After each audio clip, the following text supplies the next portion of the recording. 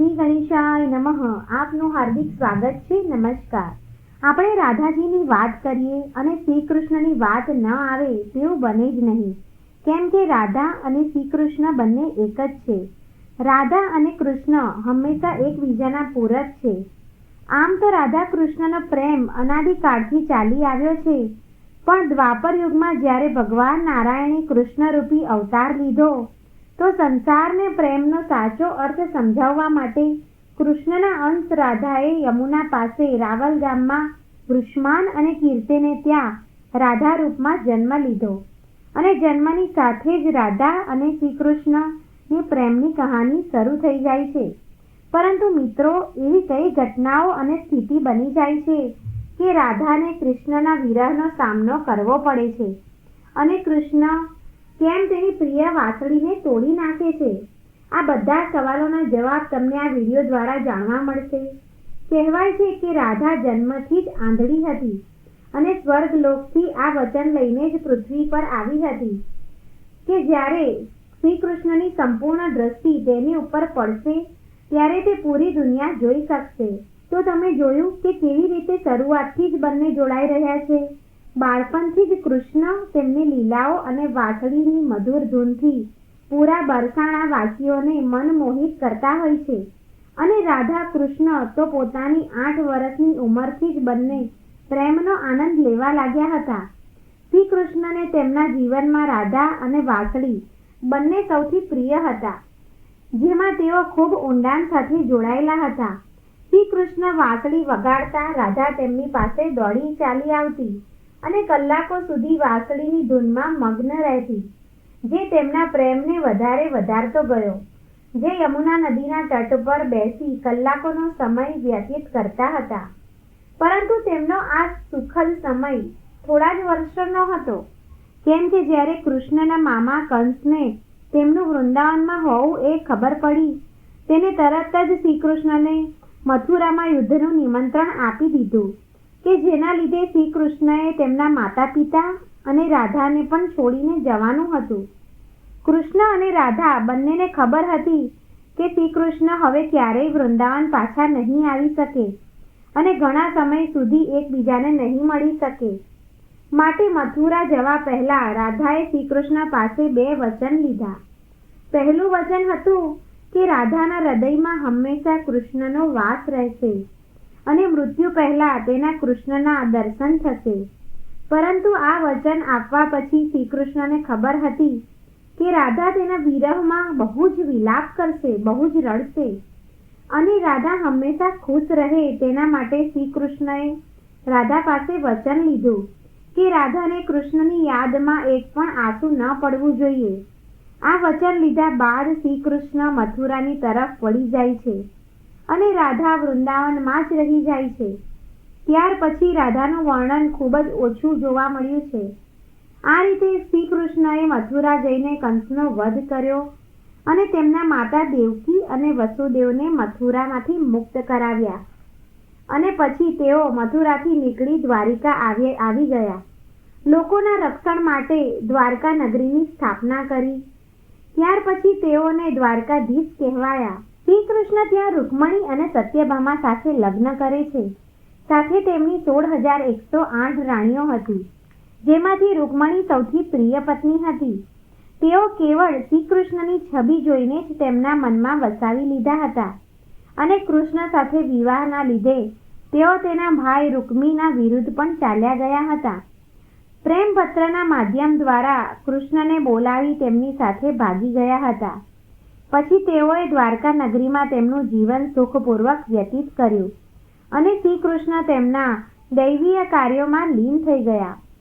મિત્રો, આજે તો આપણે ભૌતિક લગ્નને પ્રેમનો માધ્યમ માનીએ છીએ, પરંતુ રાધા કૃષ્ણ તો એક એવી મિસાલ છે જેમને તો ક્યારેય વિવાહ જ નથી કર્યો. સાચા મન અને હૃદયથી એકબીજાને પ્રેમ કર્યો અને એ જ સાચા પ્રેમથી તેઓ એકબીજા સાથે બંધાઈ રહ્યા. એક દિવસ રૂકમણીએ કહ્યું કે પ્રેમ તો અમે બધા તમને કરીએ છીએ, પણ એવું તો રાધાજીમાં શું છે કે જેમાં તમે સૂઈ રહ્યા હોય તો પણ રાધે રાધે કરો છો? ત્યારે કૃષ્ણ બોલ્યા કે તમે એકવાર રાધાને મળી આવો તો તમને જાતે જ ખબર પડી જશે અને તેમના માટે કંઈક લઈને પણ જજો.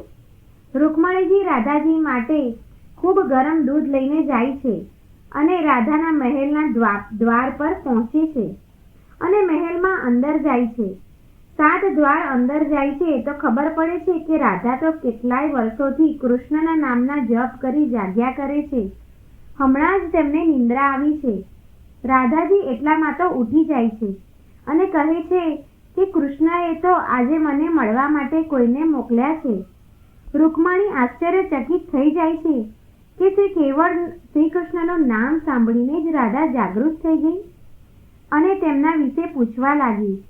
હવે જ્યારે ખબર પડી કે કૃષ્ણએ તેમની માટે પ્રસાદ મોકલ્યો છે ત્યારે એ કંઈ પણ વિચાર્યા વગર તે ગરમ દૂધ પી જાય છે, જેને લઈને રૂકમણી હેરાન થઈ જાય છે. પછી તે રાધાજીની સાથે વાત કરી પાછી આવી જાય છે. આ બધું થઈ ગયા પછી રાત્રે જ્યારે રૂકમણી શ્રી કૃષ્ણના પગ દબાવે છે ત્યારે જોવે છે કે તેમના પગમાં છાલા પડ્યા હોય છે. ત્યારે રૂકમણી પૂછે છે કે પ્રભુ, તમે પગે ક્યાં ગયા હતા કે જેથી તમારા પગમાં છાલા પડી ગયા છે? શ્રી કૃષ્ણએ કહ્યું કે તમે ભૂલથી રાધાજીને ગરમ દૂધ પીવડાવ્યું હતું કે જેથી રાધા એક જ વારમાં દૂધ પી ગઈ હતી કે જેનાથી તેમના હૃદયમાં છાલા પડી ગયા છે અને તેમના હૃદયમાં મારા ચરણ કમલ બિરાજમાન રહે છે કે જેનાથી મારા પગમાં છાલા પડી ગયા. ત્યારે રૂકમણીને રાધા અને કૃષ્ણના પ્રેમની પરાકાષ્ઠાની ખબર પડે છે કે પ્રેમ શરીરથી નહીં આત્માથી થાય છે. રાધા પણ વૃંદાવનમાં કૃષ્ણની ભક્તિની સાથે જીવન વ્યતીત કરી રહી હતી અને કહેવાયું છે કે યાદવ પુત્ર અભિમન્યુ સાથે તેમના વિવાહ થાય છે. પરંતુ અભિમન્યુને ઋષિ દધીચીનો શ્રાપ હતો કે જો તે રાધાને સ્પર્શ કરશે તો તે બળીને ભસ્મ થઈ જશે. માટે રાધા લગ્ન બાદ પણ સ્વતંત્રતાપૂર્વક જોડાઈ રહી છે. પછી તે દ્વારકા નગરી શ્રી કૃષ્ણ પાસે પાછી આવે છે. શ્રી કૃષ્ણ સિવાય દ્વારકામાં રાધાને કોઈ ઓળખી નહીં શકતું. પછી રાધા શ્રી કૃષ્ણના મહેલમાં નિવાસ કરવા લાગી. આથી તેઓ સમય મળતા ભક્તિ અને પ્રેમપૂર્વક વાતો કરી શકતા. પરંતુ શ્રી કૃષ્ણ તેમના દૈવીય કાર્યોમાં વ્યસ્ત રહેતા. રાધા તેના પહેલાના કૃષ્ણને જ શોધ્યા કરતી. તે ખૂબ જ વ્યાકુળ રહેતી. આથી રાધાએ ચૂપચાપ દ્વારકા નગરી છોડી દીધી. થોડા વર્ષો બાદ સમય વીતતા રાધાનો અંતિમ સમય નજીક આવ્યો. ત્યારે તેમને શ્રી કૃષ્ણનું સ્મરણ કરીને તેમને તેના વચનની યાદ કરાવી. હવે તે વચન યાદ આવતા શ્રી કૃષ્ણ રાધા પાસે આવે છે. રાધાની આવી દયાનીય સ્થિતિ જોઈ શ્રી કૃષ્ણ ભાવુક થઈ ગયા. શ્રી કૃષ્ણએ રાધાને વચન માંગવા કહ્યું ત્યારે રાધાજી કહે છે કે તેમને એ જ શ્રી કૃષ્ણ જોઈએ છે જે વૃંદાવનમાં હતો. શ્રી કૃષ્ણને તે જ મીઠી વાંસળીની ધૂન વગાડતા સાંભળવા ઈચ્છે છે. કહેવાય છે કે શ્રી કૃષ્ણએ તેની વાંસળી ઉઠાવી અને મીઠી ધૂન વગાડવા લાગ્યા અને વાંસળી વગાડતા વગાડતા શ્રી કૃષ્ણ અને તેની રાધા બંનેના આંખમાંથી પ્રેમના આંસુની ધારા વહી રહી હતી. વાંસળીની મીઠી ધૂન સાંભળતા સાંભળતા રાધાજીએ તેમના પ્રાણ ત્યાગી દીધા. ત્યારબાદ આ જોઈ શ્રી કૃષ્ણ એટલા વિચલિત થઈ ગયા કે તેમની પ્રિય વાંસળીને તોડીને ત્યાં જ ફેંકી દીધી. માટે રાધાજીની મૃત્યુ બાદ શ્રી કૃષ્ણએ વાંસળી તોડી નાખી. માટે શ્રી કૃષ્ણએ રાધાજીના મૃત્યુ બાદ બાકીના જીવનમાં ક્યારેય વાંસળી નથી વગાડી. તો મિત્રો, કેવો લાગ્યો આજનો આ વિડીયો? અમને કમેન્ટ બોક્સમાં જરૂર જણાવો અને સાથે કમેન્ટ બોક્સમાં રાધે રાધે અવશ્ય લખો અને આ વિડીયોને લાઈક અને શેર કરો અને તમે ચેનલને પહેલીવાર જોઈ રહ્યા હોય તો સબસ્ક્રાઈબ જરૂર કરો. રાધે રાધે.